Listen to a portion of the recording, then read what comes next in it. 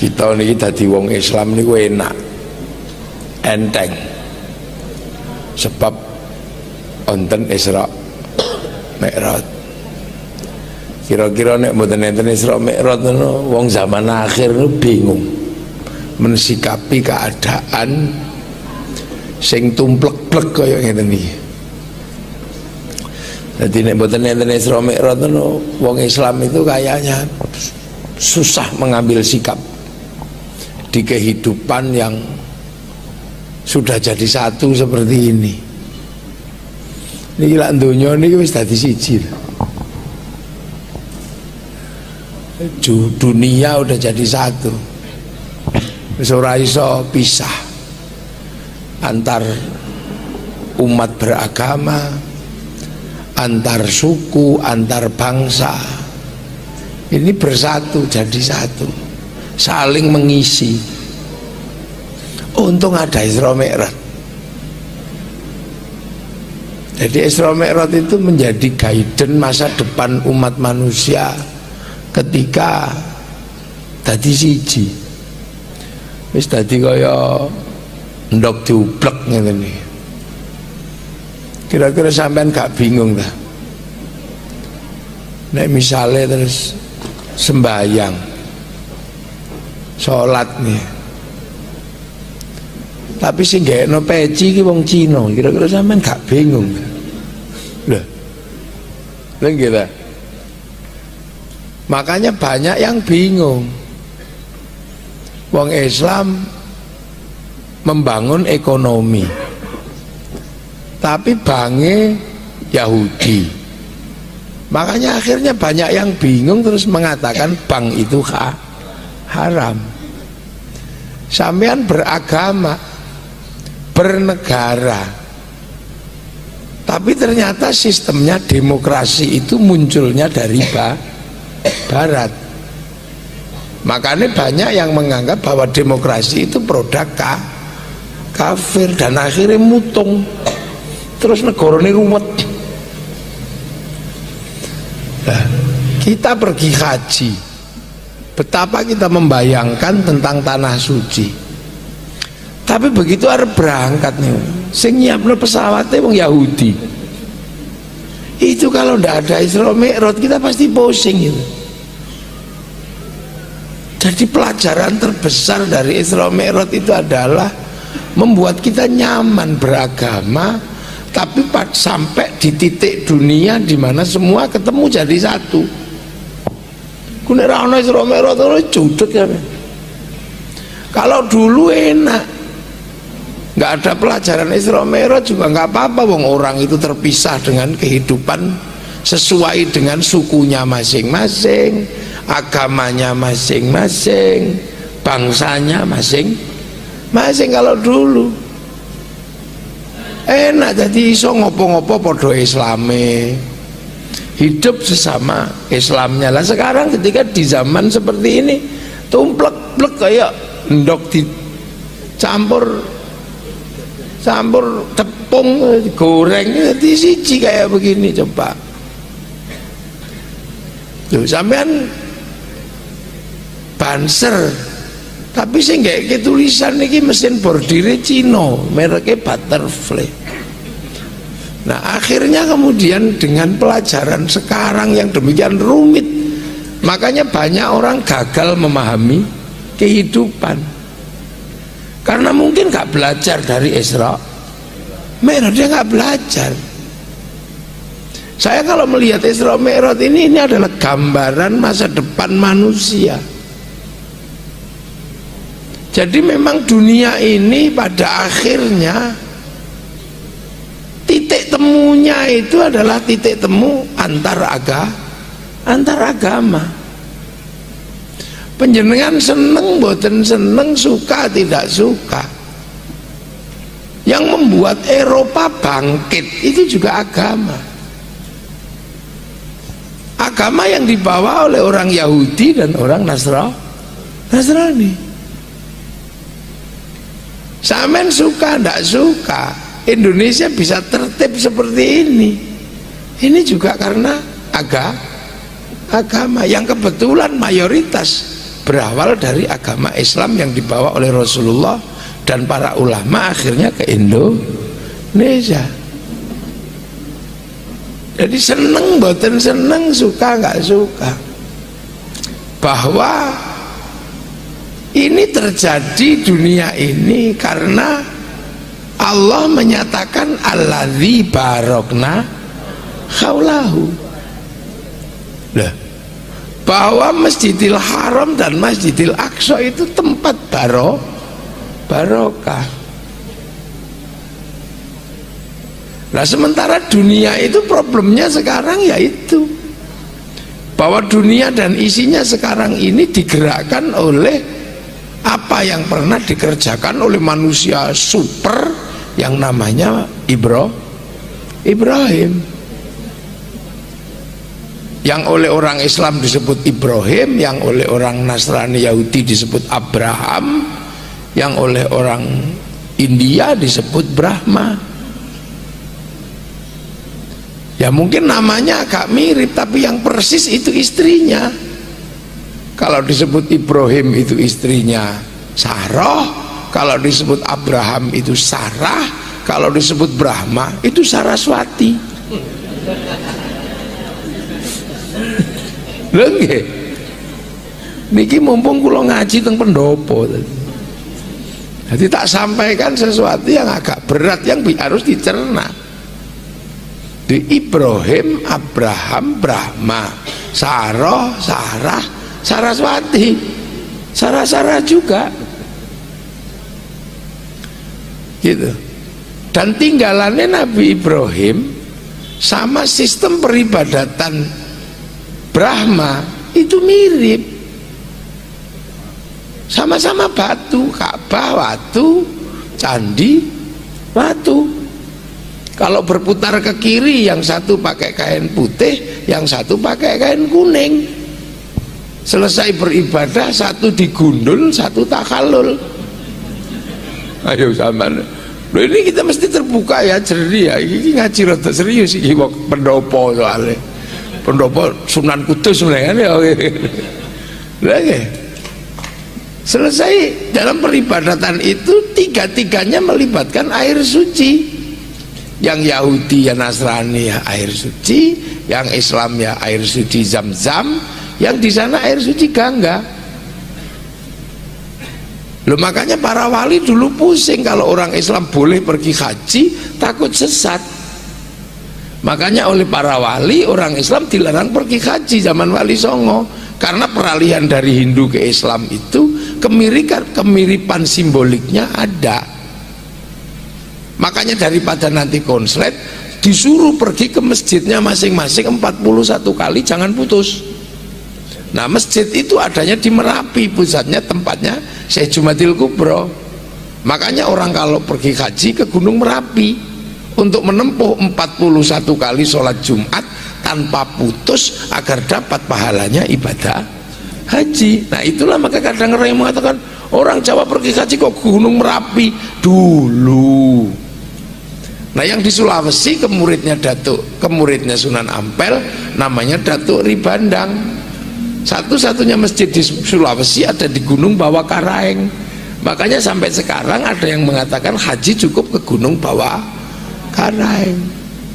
Loh, ini ilmiah loh ya. Loh, makanya kita ini kadang hari ini ya suka nggak suka, peradaban ini digerakkan oleh peradaban Ibrahim yang memang sudah dinas oleh Allah alladzi barokna haulahu. Karena kalau nggak dikasih nas pasti ributnya nggak selesai. Karena Nabi Muhammad jadi nabi itu di saat umat nabi yang dahulu masih kuat. Dua nabi besar umatnya masih kuat, umatnya Nabi Isa sama umatnya Nabi Musa sama-sama kuat. Yang satu kiblat pusatnya di Masjidil Aqsa, yang satu Nabi Muhammad di Masjidil Haram. Kalau dunia nggak dikasih resolusi konflik, pasti jebol, dunia terlibat dalam pertarungan yang nggak akan ada habisnya. Makanya ya sudah, resolusi konflik perjalanan minal masjidil haram ilal masjidil aqsa. Makanya bukan minal masjidil haram ilal borobudur. Ini resolusi konflik yang harus diselesaikan, karena masa depan itu pasti ini aja, nggak akan berpindah, nggak akan geser, nggak akan geser. Nah, pasti ketemu alladzi barokna, pasti ketemu, dan sekarang ini ketemu.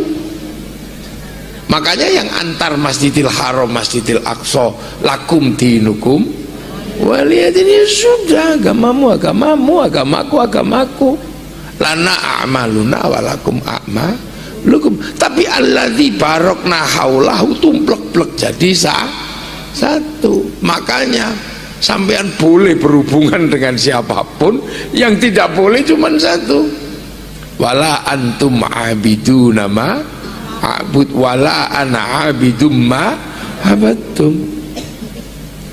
Itu kan, maka kuncinya jadinya sholat. Ya itu aja yang akhirnya membedakan manusia. Peradabannya jadi satu. Kiai ngajarin sholat, sholat tetap kiblatnya ke Masjidil Haram, tapi sarana prasarananya gotong royong. Yang bikin sarung Cina, yang bikin mukena Cina, dijahit oleh orang Kudus, mesin jahitnya butterfly dari Cina, gotong royong yang lain. Ya, sholat itu wudhu itu pakai air. Begitu berbicara air, gotong royong. Bagi urusan kran, pipa sama sanyunya Mas Pion, lu gotong royong. Lu kalau dulu masih bisa pakai padasan, tahu padasannya pring, masih bisa. Ini pengajian tapi mic-nya gotong royong ini. Kalau kembali pakai labu waluh sing dawa nih kaya weh ora mungkin loh. Lu ini gotong royong, digotong diroyong dari alladzi barokna haulahu. Lu Masjidil Aqsa itu punya produk nabi besar, Nabi Musa, Nabi Isa, dan ada nabi yang hari ini penguasa dunia dalam teknologi, yaitu Nabi Dawud dengan kitab Zabur yang menguasai ilmu logam. Nah, karena itu nabinya orang Yahudi, maka seluruh teknologi logam sekarang yang menguasai ya orang Yahudi. Ini logam, handphone itu logam pakai chip. Nah, jadi kalau sekarang teknologi logam itu dikuasai oleh orang Yahudi, ya pantas, karena Nabi Dawud yang dipegang Taurat ini semuanya tentang logam. Satu-satunya nabi yang bisa ngambil logam dari dalam tanah tanpa alat pemintal ya Nabi Dawud, cek-cek di mulutnya jadi kelambi. Loh, ini eranya. Tapi itu semua berasal dari Ibrahim. Dan Nabi Ibrahim pertama kuncinya dipegang oleh orang Islam.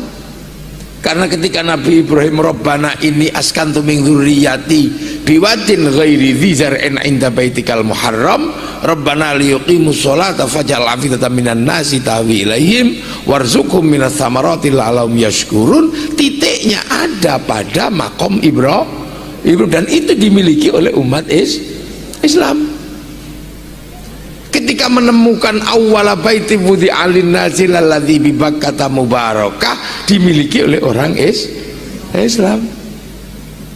Tapi pergeseran berikutnya dimiliki oleh orang Yahudi Nasrani, karena terus punya anak namanya Ishak punya anak namanya Yakub atau Israel, punya anak 12 namanya Bani Israel. Dan di situ semua yang mengembangkan perubahan dunia.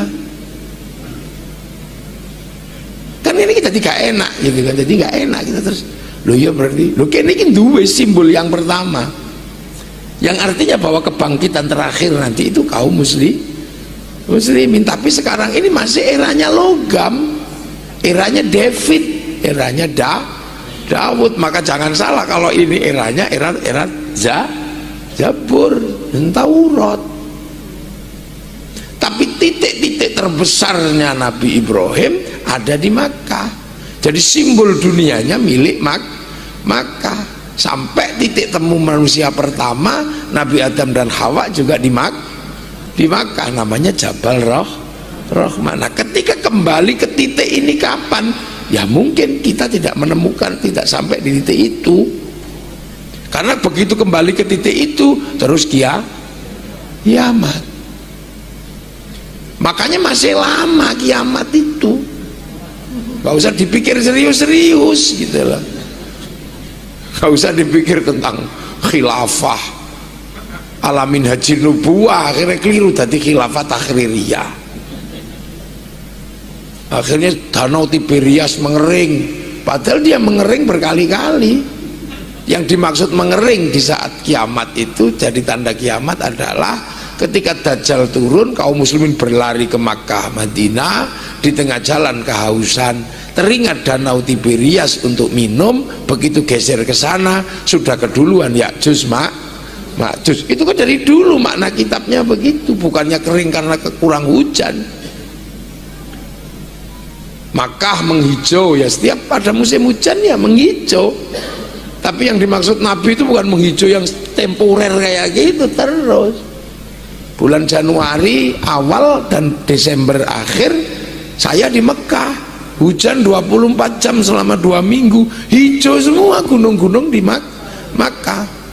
Akhir Januari tanggal 21 sampai tanggal 4 Februari saya di Mekah, kering semua lagi sudah. Akhirnya gagal lagi ramalan kiamat itu. Termasuk tanggal 15 bulan Ramadan, hari Jumat, asteroid nabrak bumi kan gitu. Ternyata sampai hari Sabtu nggak jadi, padahal sudah jual kebun, jual tanah, dipasrahkan hari kiamat panitianya. Nah, kita akhirnya dikomplain, memang kiai itu nggak peduli sama kiamat. Bukannya kita nggak peduli, kita yakin wong itu rukun iman. Tapi jangan terlalu sering dibahas kiamat itu, ngapain bahas serius-serius? Wong kiamat itu bareng-bareng, bukan kayak listrik mati giliran itu enggak. Karena bareng-bareng aja lah, ngapain dibahas serius-serius loh. Ini loh, di titik ini kita ketemu. Jadi ini dunia terus ketemu semua. Loh, saya ngaji itu di syuting. Loh, enggak apa-apa, terusin biar rekamannya ada. Saya ngaji di syuting, nah itu. Terus kemudian nanti dikirim lewat WhatsApp. Mekanisme WhatsApp itu mekanisme teknologi ya orang Eropa. Si Kun, Mark Zuckerberg, pakai Facebook ya Mark Zuckerberg, handphonenya kebetulan Samsung. Yang bikin orang Korea. Jadi tumplek-blek hari ini. Ini yang terbangan kan keren tuh, terbangan. Tapi kayunya bisa dari Kudus, kulitnya dari Kudus, tapi paku pinesnya itu produksi Cina. Jadi akhirnya memang ada slogan itu, Tuhan menciptakan dunia dan seisinya selama 6 hari, habis itu made in Cina, kan ada yang begitu. Nah, ya ini dunia ketemu, kita suka nggak suka. Bahwa nas yang namanya alladzi barokna haulau, dua-duanya barokah, geser, bangkit sana, ada renaisan, di sini ada kebangkitan, sama. Itu kan, Pak Bupati ini, asisten ngaji, gaya Islam, semuanya komplit, tapi jam tangannya ya Eropa. Loh, ini suka nggak? Di sana nggak seneng. Ini saya ngaji ini kan, pisang mulinya Jawa, anggur merahnya Amerika, jeruk merahnya Santang, berarti Cina kan? Ini lah air sudah ada semenjak dunia ada kan, tapi bungkusnya ini aqua, perusahaan Perancis, ini Danone namanya. Loh, itu ya mau ngomong apa? Nah ini dunia ketemu. Untung demarkasinya udah jelas bahwa kita ke Masjidil Aqsa atau ke Masjidil Haram itu adalah ada kiblat di situ, dan kita udah menyelesaikannya.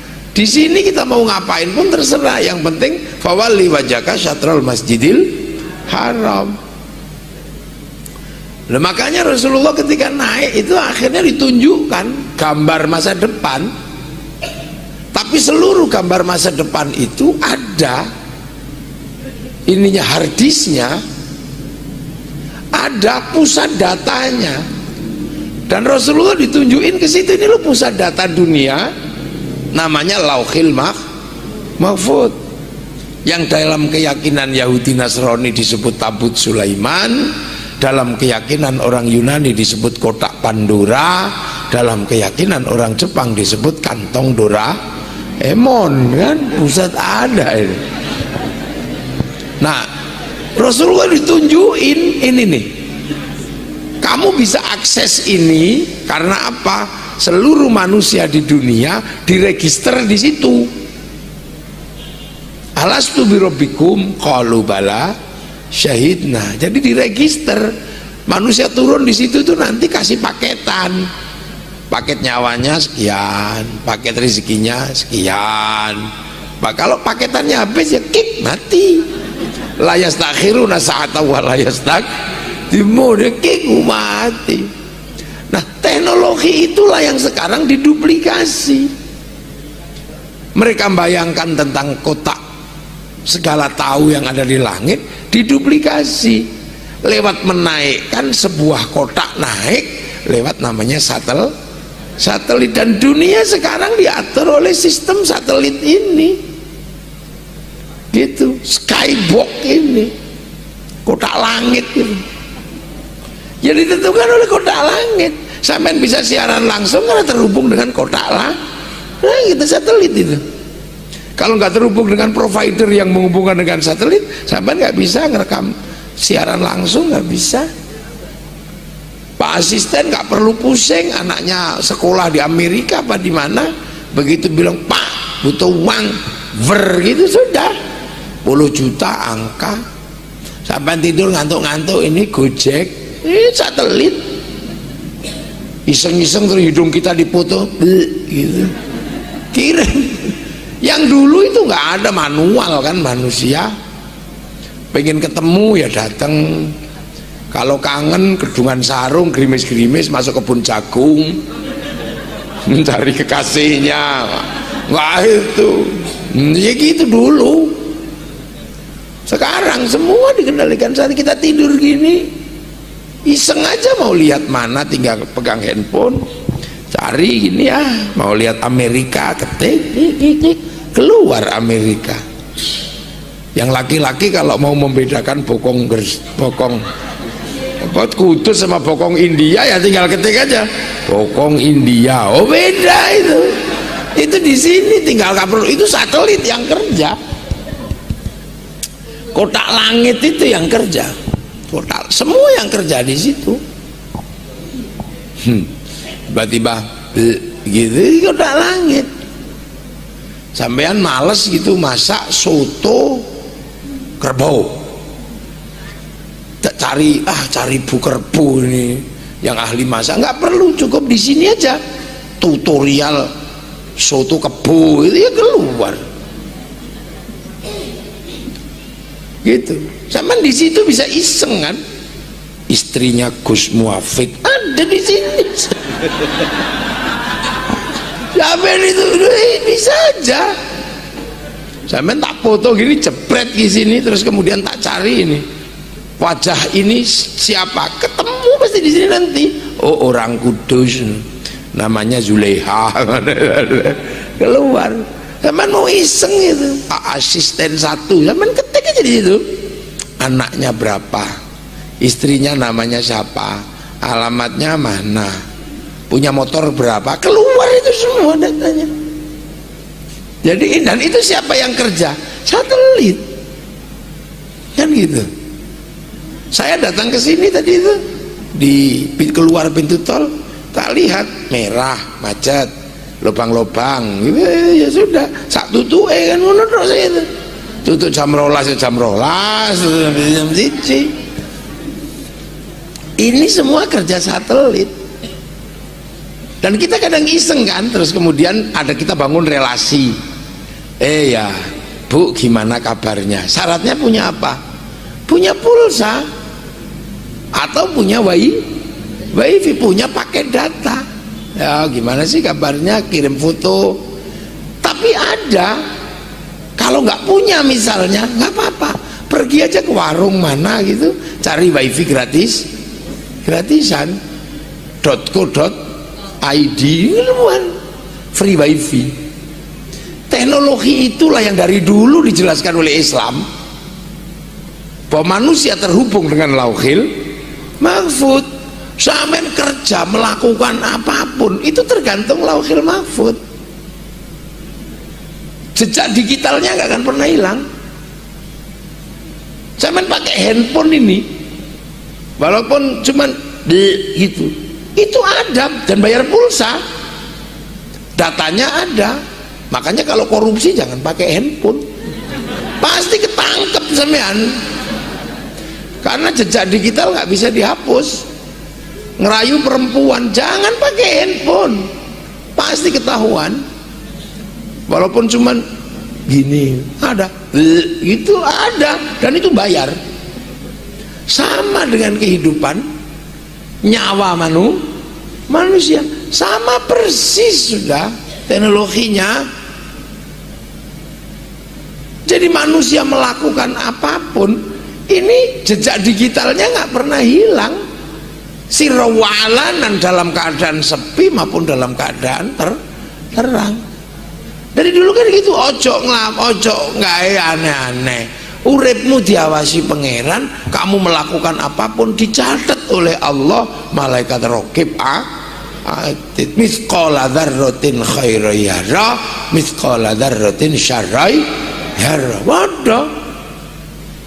Sama kalau sampean menggunakan handphone, nanti kemudian juga ada print out. Manusia nanti di akhir kehidupannya ya dikasih print out, catatan kehidupan. Karena handphone itu hidup ada catatannya, manusia hidup juga ada catatannya. Makanya saya ngerasani uang sepi yo ada catatannya, rame-rame ya ada catatannya. Malaikat raqib itu menggambarkan tentang sistem pencatatan manusia ketika manusia terhubung dengan pusat data namanya Lauhil Mahfud. Dan kita akhirnya kan terus diajarkan, kamu saling mendoakanlah sesama manusia. Kalau masih hidup kamu silaturahmi, kalau sudah mati doakan. Hidup dan mati saling doakan, sudah. Tapi manusia kalau berdoa yang bagus-bagus, jangan yang jelek-jelek gitu. Tapi bahwa manusia ketika saling mendoakan harus terhubung dengan Lauhil Mahfud gitu loh. Makanya kalau kita nggak terhubung dengan sana, saling kirim ini ya susah, hati kita nggak ke langit. Nah makanya kita butuh juga, kalau tadi nggak punya paketan cari wifi gratisan.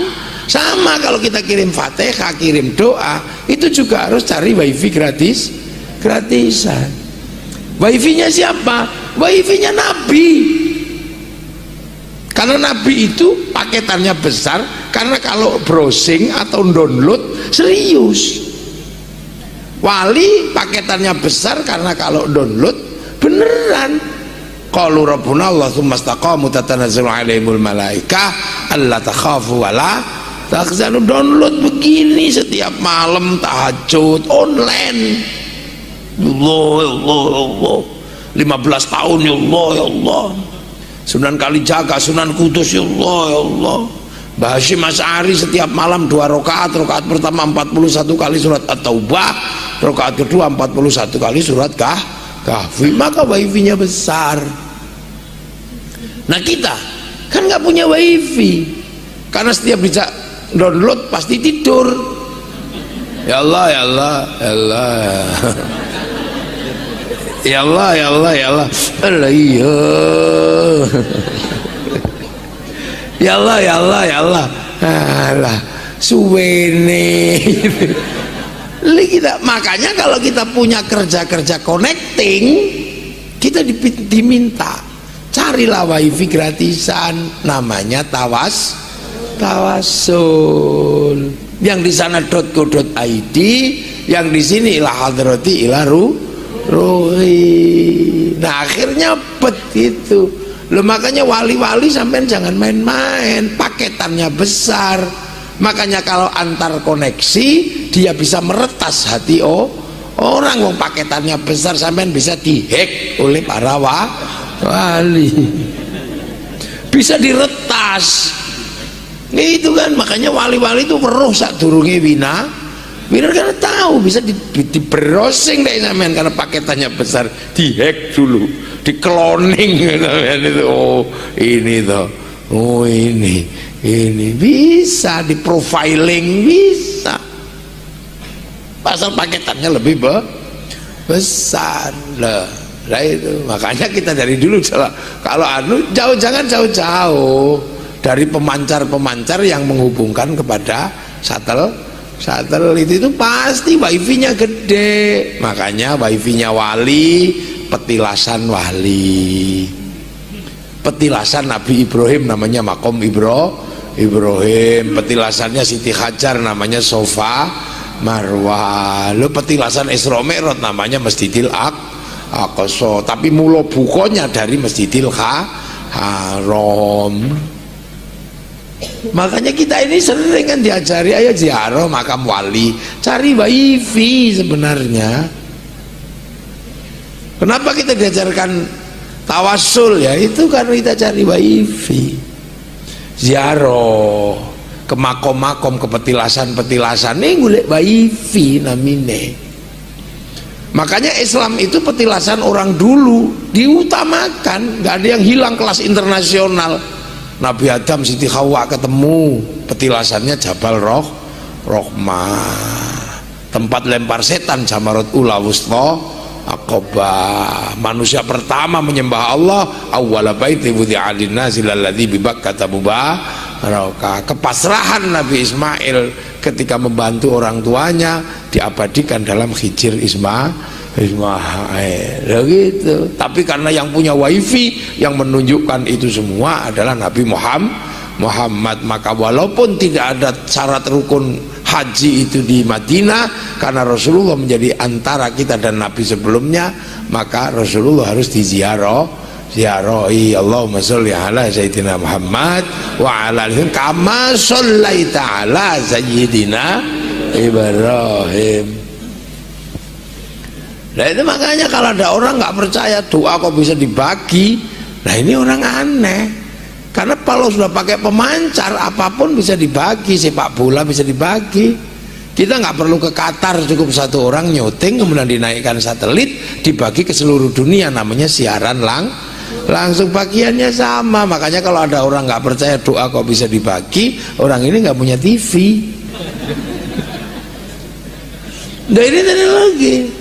Nah makanya kemudian karena ini adalah hubungan antar koneksi, maka sistem yang dipakai untuk menghubungkan diri dengan cloud ini atau hard disk ini adalah sebuah sistem yang akhirnya menggunakan sistem online. Nah sistem online itulah yang akhirnya dikenal dengan sholat ini nggak ada kabelnya, nggak ada apa ya, nggak ada wujudnya juga, nggak ada wujud Tuhan, nggak ada di depanmu, nggak ada. Makanya sistem online ini diajarkan kepada umat Islam. Makanya kalau kamu sholatnya nggak terlalu serius, cuma judit, namanya miss call. Karena miss call ada rutin khairai ya, lalu kan itu dulu. Boten niki guyon. Istiqomah kan, itu lu makanya itu miskalan didik. Nah itu makanya ketika Rasulullah pulang setelah clear masalah ini dulu bagaimana, ini kan clear tuh. Tadinya kan Rasul dianggap gila kan, karena nggak masuk akal wong minal masjidil haram dan masjidil aqsa kok semalam. Itu dalam logika orang zaman segitu ya nggak masuk akal. Tapi di masa depan ya bisa aja, wong pesawat aja nyampe, nggak nyampe 2 jam. Artinya bagi masa depan ini normal aja, ke langit biasa aja, orang ke langit bisa, bahkan menaikkan manusia ke antariksa juga ada. Artinya ini bagi teknologi masa depan. Nah waktu itu karena nggak masuk di itu kan, Nabi ini kan apa punya jangkauan yang panjang. Nah di saat itu dikeluarkan Isra Mi'raj, orang nggak percaya karena apa? Atau mungkin jangan-jangan kita dulu waktu itu, kalau seandainya kita hidup di zaman itu masuk golongannya Abu Jahal, jangan-jangan sama-sama nggak percaya. Loh, sahabat Umar aja susah mencerna, sahabat yang lain susah. Mereka tidak lari hanya karena jaminan bahwa Rasulullah nggak pernah bohong, itu aja. Jadi walaupun nggak masuk akal, mereka nggak lari, paling emosi aja, gemes gitu aja. Tapi jaminannya kan Rasul nggak pernah bohong, itu aja. Sehingga yang paling seneng kan Abu Jahal waktu itu, karena dianggap ini Muhammad sudah benar-benar gila. Maka datang ke Rasul, ya Muhammad, apa mana Bu? Katanya kamu dari langit ya? Iya, aku dipanggil oleh Allah. Hebat kamu, Nabi beneran, kamu hebat. Itu cangkemnya Abu Jahal, hebat. Olo-olo sebenarnya. Kalimat hakin itu bial batil itu ya itu. Tapi saya nggak ada yang percaya, man. Teman-teman saya ini nggak ada yang percaya, malah saya dianggap gila. Alah, wong temenmu kan orang-orang bodoh gitu, akalnya nggak nyampe. Kolega-kolegamu itu nggak nyampe, kecuali kalau kolega-kolega saya orang-orang pinter. Kamu cerita pasti teman-temanku bisa memahami, karena itu hanya orang pinter aja yang bisa paham. Maka daripada temanmu nggak percaya, kisahmu itu kamu ceritakan aja di tempatku. Kamu tak undang ya nanti ke rumahku, tak siapkan makan, tak siapkan apa, pokoknya beres deh, saya yang undang. Tapi teman-temanmu datang nanti biar kamu bisa cerita. Temanku tak undangnya semua, kamu ceritalah. Itu akhirnya halumi kumpul semua, dikumpulin sama Abu Jahal. Di rumahnya Abu Jahal, kasih makan, kasih apa. Rasulullah disuruh datang pidato jelaskan Isra Mi'raj. Jadi kalau sampean pengen tahu ketua panitia peringatan Isra Mi'raj pertama, ya Abu Jahal itu.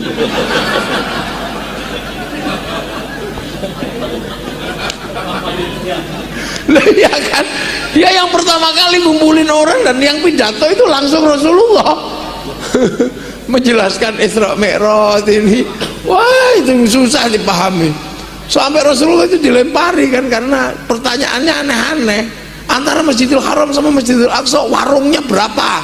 Itu kan pertanyaan yang memang pertanyaan memang. Ya kan? Kalau Jumatan di Masjid Menara Kudus atau sering ke situ. Nah sekarang tiangnya berapa? Ya nanya sampai ditanya ini apa? Gentengnya berapa? Lah siapa yang hitung genteng? Nah disitulah kemudian saya herannya ulama-ulama dulu kok berani menafsiri dalam kebingungan itu. Malaikat Jibril diturunkan oleh Allah. Ya Jibril turun, Nabi ku ditanya dengan pertanyaan-pertanyaan teknis. Terus saya mesti ngapain? Ya Allah, kamu kesana siaran langsung, membawa gambar Masjidil Aqsa ke depan Rasul. Itu kan siaran langsung namanya, live gitu kan, live itu. Dan itu terjadi, hitung. Kamu kalau nggak percaya hitung sendiri kan gitu ya. Nah akhirnya clear terus cerita tentang langit itu gimana.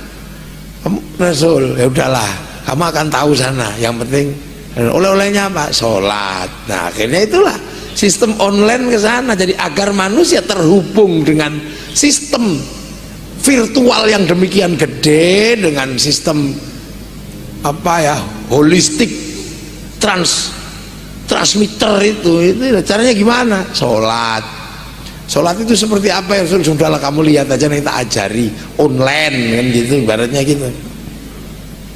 Udah baris, solu kamar itu muni usolli, Allahu Akbar. Di belakangnya Allahu Akbar. Sayyidina Ali, Sayyidina Abu Bakar, karena hatinya ini sudah kelasnya, sudah kelas nyambung, ya langsung masuk wifi-nya Rasulullah, sama-sama online, jadi nggak ada masalah. Nah yang di belakang ini Allahu Akbar, Bayangin kabelnya di mana ini ya. Karena mereka ratusan ribuan tahun ketika namanya menyembah itu ketemu dengan sosok atom, manusia, binatang, ada sosoknya. Tiba-tiba Allah Akbar. Diu. Ya waktu itu diajari malam. Oh ini malam, jadi nggak kelihatan Kang. Tunggu aja kapan lagi ya Rasul? Nanti Isya. Oh semangat Allah. Wah ini 3 nggak kelihatan, 4 nggak kelihatan juga. Mau nggak kelihatan, oh, mungkin karena malam kan gitu. Ini proses sekolah zaman Rasul. Habis itu kapan lagi? Besok fajar ya. Begitu berapa? 2 kali. Wah ini mungkin karena agak siang. 2 cukup lah, pasti udah kelihatan kan? Nggak kelihatan juga. Kapan lagi ya Rasul? Nanti duhur. Berapa? 4 tuh. 4 siang pasti kelihatan. Nggak kelihatan lagi. Lama-lama yang di belakangnya kan mulai capek, mulai malas. Ini apa ini? Susah. Akhirnya Rasul nanya, kenapa sih kalian ribut aja di belakang? Susah ya Rasul. Kenapa? Tuhannya nggak kelihatan gitu. Sudah gini-gini, begitu melek nggak lihat Allah, malah lihat rukuh bolong gitu, sarung bolong. Nggak apa-apa, tapi kamu jangan lupa fa innahu yara, bahwa kamu sedang dilihat Allah. Maka Allahu Akbar, lihat sarung bolong nggak apa-apa, tapi jangan lupa Allah sedang melihatmu, maka kamu tidak boleh nyunyuk, tidak boleh, itu batal gitu loh. Jadi enak. Allahu Akbar, ngerti lagi, ting bakso. Boleh zaman dengerin bakso, dengerin apa, tapi jangan lupa Allah sedang melihatmu, mengawasimu. Jangan lupa, jangan kok terus 2 mangkok Pak, ngono yo ojo. Kali mangkok nggih, ngono ora oleh. Jadi akhirnya yang bodoh-bodoh akhirnya bisa sholat karena apa? Sederhana, yang penting merasa dilihat Allah. Itu akhirnya nyaman. Oh bisa ya Rasul, kalau cuma gitu aja beres. Akhirnya karena merasa dilihat Allah, tertib. Orang sholat ini tenang. Setelah tenang karena merasa diawasi, nanya, ya Rasul, Allah melihat kita sholat itu dari sudut mana? Dari sebelah situ apa situ? Biar saya lebih tenang ada kesananya. Oh ndak. Idza sa'alaka ibadi anni fa inni qarib ujibu da'watad da'i idza. Dan Allah dekat, dan kamu kalau minta pasti dikasih. Loh, kalau minta dikasih ya Rasul? Iya. Ya sudah aku tak minta aja katanya. Akhirnya Rasul Allahu Akbar. Ya Allah, minta ini, minta itu. Loh, akhirnya secara tauhid sudah naik ke kelas 2. Sudah tidak minta kepada asnam atau patung atau berhala, sudah minta kepada Allah. Nah karena bawa proposal ya tertib. Wong minta ya datangnya awal, kayak lurah bawa proposal ke Pak asisten ya tertib, gak ada kukur-kukur begini, ya gak ada bawa proposal.